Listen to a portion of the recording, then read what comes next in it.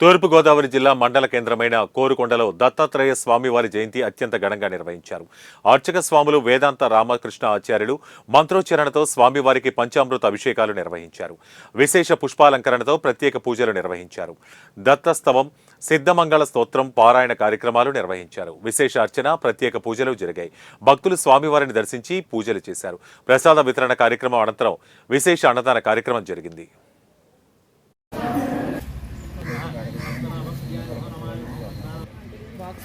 పౌర్ణమి అనగా శ్రీ దత్తాత్రేయ స్వామి వారి యొక్క జయంత్యోత్సవాలని కోరుకొండ పెట్రోల్ బంక్ ఎదురుగా ఉన్నటువంటి శ్రీ సాయిబాబా ఆలయంలో అత్యంత వైభవంగా నిర్వహించడం జరిగింది. ఈ రోజున మొదటగా స్వామివారికి పంచామృతాలతోటి అభిషేక కార్యక్రమం జరిపించాం.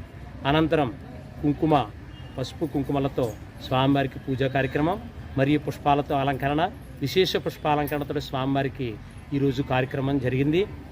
అలాగే స్మర్తుగామి సనోమత్తు అంటే స్మరణం చేతనే ఆయన మనకి అనుగ్రహిస్తారు కాబట్టి ఆయన స్మర్తుగామి సనోవత్తు అన్నారు. అంటే మనం మనసులో ఒక్కసారి మనస్ఫూర్తిగా తలుచుకుంటే స్వామి ఆయన మనం అడిగినటువంటి కోరికలన్నీ నెరవేర్స్తారు కాబట్టి ఆయన గురు దత్తాత్రేయుడు అన్నారు.